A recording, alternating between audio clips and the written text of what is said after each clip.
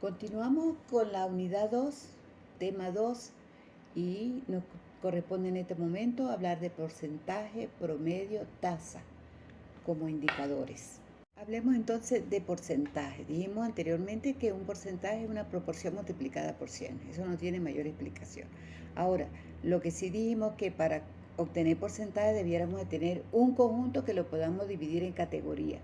Luego, el total de cada categoría lo dividimos entre el total de conjunto y lo multiplicamos por 100.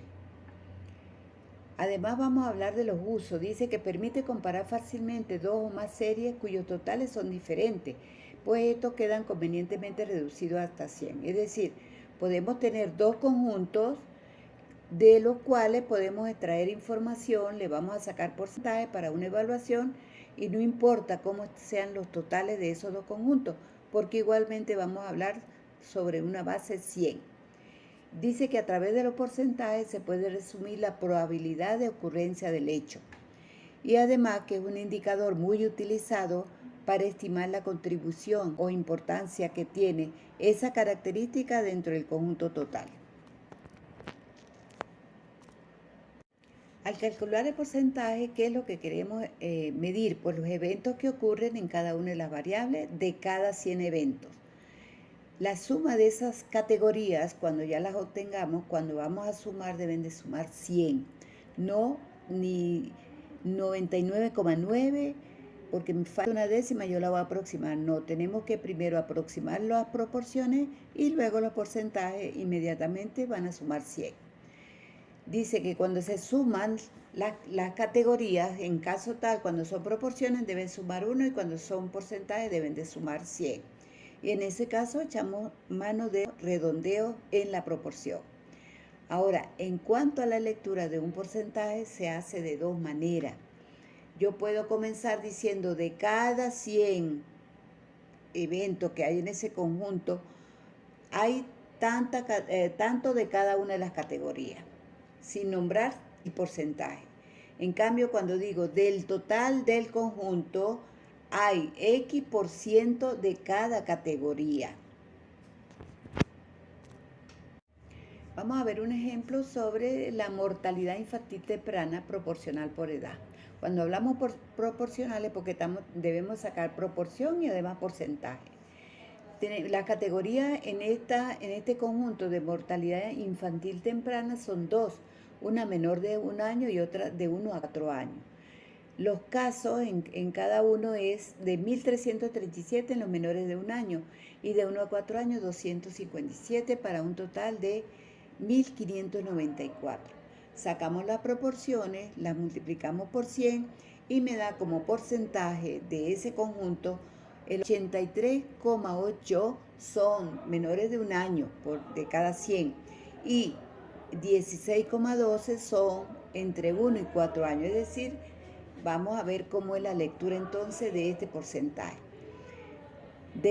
Decimos, de cada 100 niños que mueren a edad temprana, 88 son menores de 1 año y 16,12 mueren entre 1 y 4 años.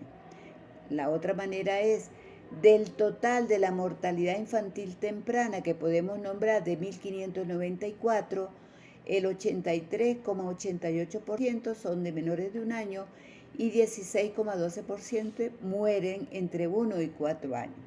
Volvemos a recordar que los indicadores para el área de la salud se deben de dejar al menos con 2 decimales. En esta lámina vamos a observar un ejercicio de porcentaje paso a paso, pero ¿cómo lo vamos a ver? Vamos a usar una herramienta que se llama hipervínculo. Paramos el cursor en donde dice porcentaje, allí le damos clic, por supuesto, me va a desplegar en botón derecho, me va a desplegar una pantalla donde dice abrir hipervínculo. Vamos allí, nos posamos y le damos clic. Cuando demos clic, él va a desplegar el ejercicio que se elaboró paso a paso. En este ejercicio quise demostrar cómo es, en un ejemplo palpable de nosotros, que son los archivos, cuando sacamos y movilizamos historias para las diferentes consultas, en un hospital tipo 3 y en un hospital tipo 2. para poder comparar los indicadores de lo que le estábamos diciendo, que tiene la ventaja que todo lo vamos a hacer en base a 100. Calculamos el porcentaje para cada una de las consultas, teniendo el total de historias movilizadas para cada una de ellas. Obtenemos el porcentaje y decimos entonces la lectura. De cada 100 historias movilizadas en el archivo en un hospital tipo 3, el 34,4 de ellos van para medicina. En segundo lugar tenemos las consultas de cirugía general, que se movilizaron 21,2 historias. En tercer lugar tenemos a pediatría con un 16,6 y el resto de consultas que están allí, ginecología y otras consultas, todo ello me deben de sumar 100. Este sería una lectura. En el hospital 2 podemos hacer la otra lectura y digo que del total de las historias movilizadas en el archivo para consultas, que fueron de 780, 28,9%, que es el número mayor, se movilizó para pediatría. En segundo lugar, el 24,6% fue para medicina. Y así podemos seguir nombrando el resto. Entonces ustedes allí ven la diferencia de la lectura entre los dos, pero siempre en base a 100. Desestimo la cantidad de historias movilizadas en total. Luego tenemos cómo obtuvimos la proporción en cada uno de ellos, por supuesto, y luego lo llevamos a porcentaje, también lo multiplicamos por 100, lo llevamos a porcentaje paso a paso, porque así ustedes tienen que hacer los ejercicios cuando yo se los pida. Tenemos la lectura y luego hago un resumen. Dice que entre las ventajas que tiene el indicador porcentaje es que me permite comparar entre varios servicios o entre instituciones, como lo hicimos ahorita. Igualmente permite comparaciones entre cifras muy diferentes una de otra. En el ejercicio vemos que, ya lo dijimos, que en el hospital tipo 3 se movilizaron 1978 historias y en el tipo 2 se movilizaron 780. Cifras muy diferentes, pero igual hicimos en base a 100.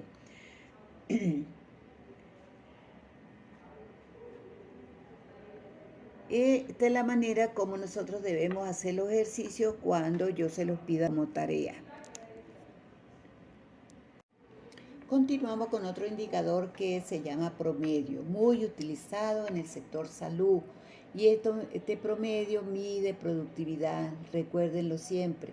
Productividad en los servicios lo vamos a medir con promedio. Y aquí tenemos algunas generalidades. Es el valor representativo de una serie de valores. Es un valor que está incluido dentro de la serie, por supuesto. Debe basarse en todas las observaciones o los registros efectuados. Un promedio debe ser sencillo y claro, que lo haga fácilmente comprensible. El promedio para obtenerlo es muy sencillo. Y por definición, cada conjunto tiene un solo promedio. Veamos ahora la definición de promedio. Dice que el promedio es el valor más representativo de la serie de valores, es el punto de equilibrio en ese conjunto. Veamos la explicación cómo se obtiene un promedio. Dice que resulta de la suma de los valores que toman las variables en el conjunto que tenemos y lo dividimos entre la cantidad de números de los elementos que forman ese conjunto. La fórmula sería la sumatoria de x1 hasta xn, es decir, tantos valores como tengamos en el conjunto, lo dividimos entre n, que es el número de elementos del conjunto, y allí ese resultado va a ser el promedio. ¿Qué mide? Productividad, como se lo di anteriormente, que es la relación entre el insumo o los recursos que tenemos y el producto, que son los servicios. En este caso, ¿qué se dio? Expresada en unidades físicas. Aquí tenemos un ejemplo. ¿Cuántas consultas por hora se están realizando en una consulta X? Entonces, dividimos el número de consultas entre el número de horas que se utilizaron para esa consulta y obtenemos un número que me representa físicamente cuántos pacientes se vieron en una hora. En la lectura de un promedio no es difícil, pero el único requisito es que no puede faltar en esa lectura la palabra promedio, bien sea al inicio, a la mitad de la definición o al final, pero en algún momento tiene que estar presente la palabra promedio, porque de lo contrario no pareciera que es un promedio. Veamos ahora como un ejemplo sobre promedio. Vamos a realizar un ejercicio donde vamos a obtener un promedio. Y me dice que vamos a obtener el promedio de pacientes egresados por día. En primer lugar, debemos saber cuáles son los datos que debemos tener. Si me están pidiendo los egresos por día, yo debo de contabilizar el número de egresos que, dependiendo de qué estoy haciendo, si un mes, un semestre o un año. Si me pide, en este caso, digo que tengo los egresos para un año y yo quiero saber cuál es el promedio de egresos por día en ese año que estoy dando la información.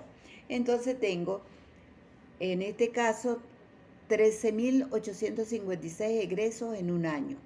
Como me estamos hablando de año, yo debo de contabilizar entonces todos los días del año, porque estamos hablando de un servicio donde están egresando pacientes de todos los días del año.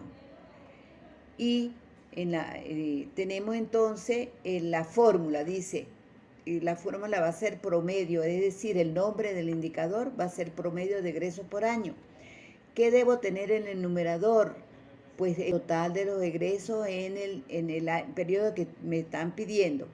En el denominador, los días que voy a trabajar. Si es de un mes, pues depende del mes, si tengo 30, 31 o 28 días. Si es un trimestre, si es un semestre o es el año. Y sustituyo los datos. Entonces tengo 13.856 egresos, que es lo que me dan para un año, entre 365 días que tiene el año. Cuando hago esta división me da un resultado de 37,96 egresos por día. Esto, egresos por día, es lo que se debe colocar, que es lo que me están viendo con ese promedio que estoy sacando.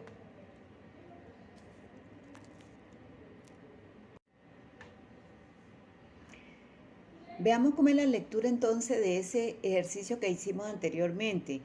Decimos que en el hospital XX, ese sería el nombre del hospital, para el año que estamos haciendo, el año que vamos a trabajar, egresaron en promedio 300,96 pacientes por día. Eso se queda así con dos decimales.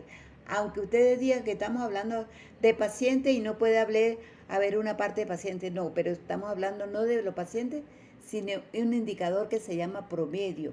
Ese promedio me está diciendo cómo fue la productividad de un servicio en un año. La productividad son las camas, cuántos pacientes egresaron por cada cama, por cada cama no, por cada día en esa institución. Y debajo tenemos unas observaciones que es importante tenerlas en cuenta. Igual hacemos aquí, si el denominador es la unidad de tiempo, debemos de estar atentos al servicio. ¿Por qué? Porque hay servicios que trabajan todo el año en las instituciones de salud, mañana, tarde y noche. Hay otros servicios que trabajan solamente de lunes a viernes.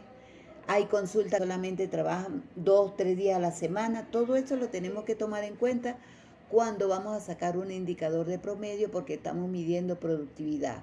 Y si usted a una consulta que trabaja 3 días a la semana le está colocando todo de 5 días a la semana hábiles, no, el promedio que va a obtener va a ser bajo y no va a representar la productividad del servicio como debe ser.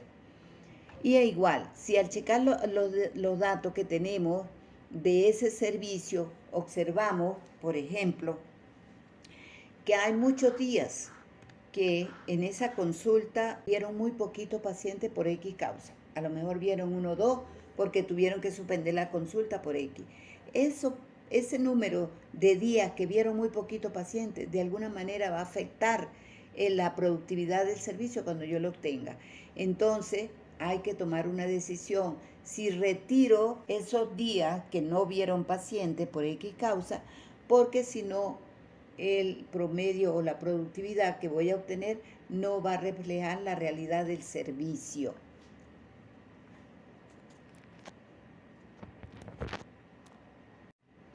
Hablemos de otro indicador que ustedes lo manejaron y lo trabajaron bastante en demografía, que son las tasas o coeficientes, también se les llama. Aquí solamente en esta lámina estamos haciendo un recuento de algunas cosas importantes que hay que tomar en cuenta para elaborar una tasa. Por ejemplo, el indicador que mide riesgos, que representa la velocidad de cambio de una característica en un conjunto, en un tiempo, en una área determinada. Es decir, cómo cambia las muertes en un estado de acuerdo, bueno, al año, a la parte geográfica, a las condiciones geográficas, etc. Y luego dice que en la tasa es una frecuencia relativa donde el numerador es un conjunto del denominador, claro. Siempre en una tasa el numerador es parte del denominador, es un subconjunto, es una categoría del denominador. En la tasa mide el riesgo, ya lo dijimos, o la probabilidad que ocurra un fenómeno dentro de ese conjunto. La tasa tiene la ventaja de que permite hacer comparaciones con otro conjunto de diferentes magnitudes en diferentes periodos y en diferentes áreas. Y la tasa que hay que tomar en cuenta es que para calcular tasa casi siempre se hace en base al año, a un año. Vamos a recordar ahora algunas cosas como son los elementos que conforman una tasa y los requisitos para construir una tasa. En primer lugar tenemos los elementos, por supuesto, un numerador, un denominador y una constante.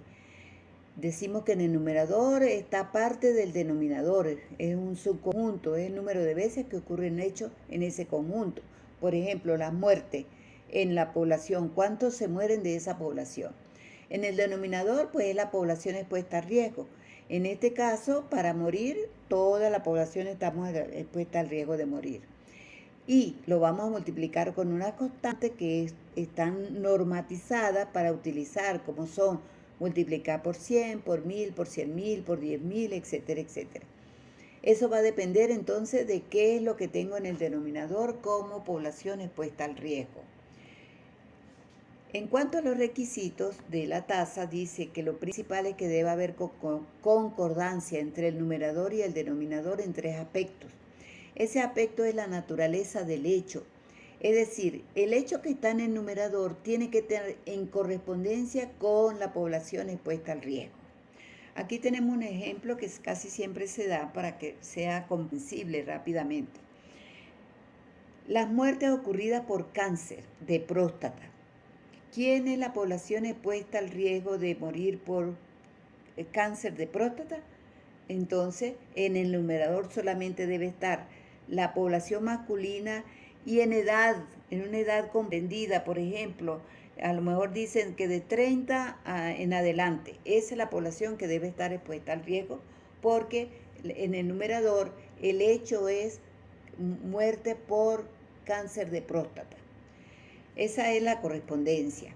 En cuanto a las zonas geográficas, pues que si yo estoy analizando las muertes ocurridas por cáncer de próstata en Mérida, el denominador o la zona geográfica debe ser la población de Mérida y las muertes ocurridas por cáncer de próstata en Mérida. Eso es la correspondencia con zona geográfica, en el numerador y el denominador en la misma zona. Y el tiempo, si lo estamos haciendo para el año X, pues el tiempo de la muerte en el numerador deben de ser el mismo tiempo de la población expuesta al riesgo en el denominador en el mismo año. Y para eso en demografía le enseñaron a ustedes a estimar población. ¿Por qué? Porque usted no puede trabajar una tasa con las muertes por cáncer de próstata en el año 2022 y va a utilizar una población del año 2020, por ejemplo. Entonces, para eso debe hacer estimaciones de la población para el año que estamos construyendo la tasa. En esta lámina que estamos viendo que los tipos de tasas, tenemos tasas brutas o crudas, tasas específicas y tasas convencionales. No me voy a detener mucho en ello porque ustedes hicieron ejercicio en base a esto. Simplemente recordarles que cómo se reconoce cuando una tasa es bruta. cómo se reconoce con una tasa específica y cómo son tasas convencionales. En las tasas brutas o crudas, cuando revisamos la tasa es porque en el denominador está toda la población. Aquí no excluyen a nadie. Toda la población la colocan como población expuesta a riesgo en el denominador.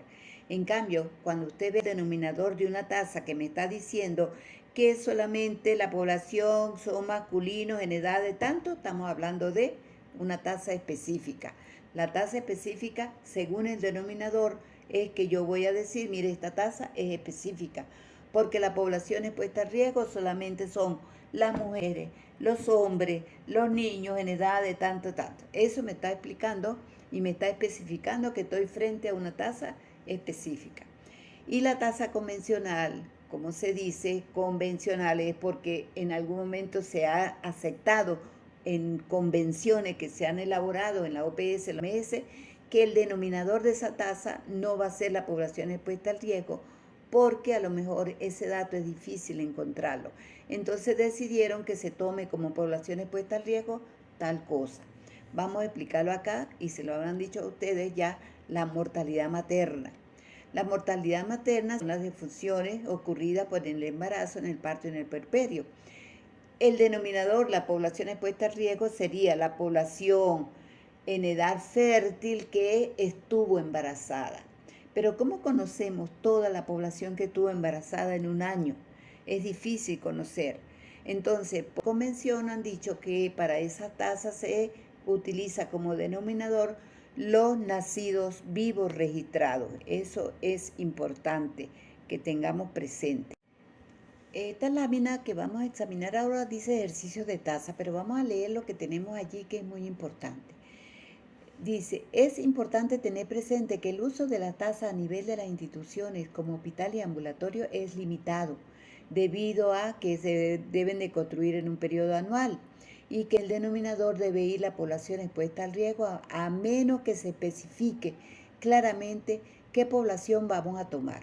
Por ejemplo, en los archivos clínicos de los hospitales se puede crear tasas como tasa de historia con números repetidos, tasas de historia mal archivada, una tasa de historias extraviadas, definiendo como población expuesta al riesgo el total de historias que ingresan al archivo. ¿Ya? Además, en los hospitales, en otras áreas, se calculan tasas, pero son tasas de letalidad. ¿Qué quiere decir una tasa de letalidad? Es el riesgo de morir que tienen los pacientes cuando ingresan a un servicio de hospitalización, a una especialidad, a los departamentos, o sea, yo voy a sacar las muertes por departamento, si se muere en quirófano, ese es una tasa de letalidad. Entonces, para construir una tasa de letalidad tenemos como ejemplo tasa de letalidad en obstetricia. En el numerador debemos de tener la muerte en el área de obstetricia. Ojo, obstetricia. ¿Qué quiere decir obstetricia? Que debo contabilizar las muertes ocurridas por embarazo, por parto o por puerperio. El embarazo o puede ser el aborto o el parto como tal, ¿sí? Puede ser también una mujer embarazada que no estaba ni pariendo ni tuvo aborto, pero se complicó y se murió en el embarazo. Es decir, estaba embarazada. Por eso se dice, en el embarazo, en el parto o en el puerperio. Y en el denominador, ¿cuál es la población expuesta al riesgo? En el hospital, pues los pacientes que ingresan o las pacientes que ingresan al área de obstetricia. Y eso lo vamos a multiplicar por 100. Además dice una nota que es la única tasa que se multiplica por 100.